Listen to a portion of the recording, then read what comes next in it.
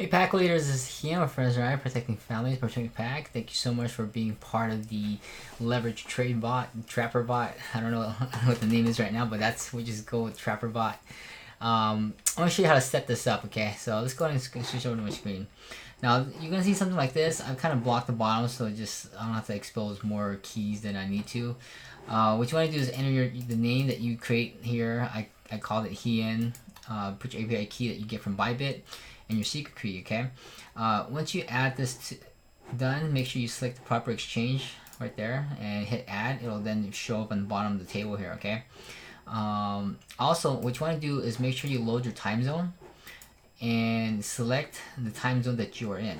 Once you have all this done and it's in there, hit the save setting. Okay, that means it'll save into a file so that you don't have to do this every single time. As soon as you're done with that, then that's it. You can just jump straight over to your trade over here. Okay. Now there's one thing here where you need to make sure that sometimes when you load up, it doesn't always show right here where it says that the key has been selected.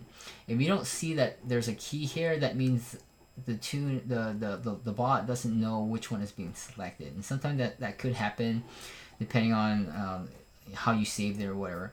So if that's not there, make sure you select the one that you want. And let's say, I have a fake one here, right?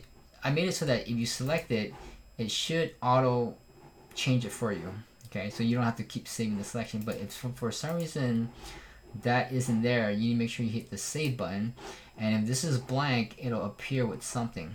Okay, and this might usually happen on startup or just in initial part, but once you have all these ready, then you can go ahead and start using any of the features that are here.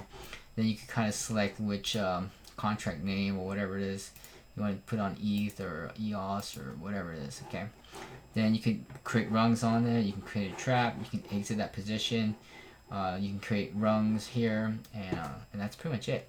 Okay, so that all of this stuff will load up. Once you hit this, you put all these inputs that you want, you can hit save settings. It'll save all these inputs, and next time when you load up the bot again, it'll automatically hit the low settings once you run, and everything will appear where it is, and you just start trading, creating traps, and whatever you need to do. Okay, thanks for watching. Hopefully that helps you set this up. Thanks.